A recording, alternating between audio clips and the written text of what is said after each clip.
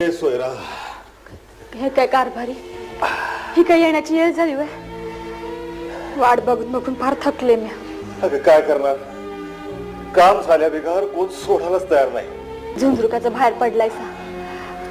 कोणी भाकर तुकडा वगैरे दिला की नाही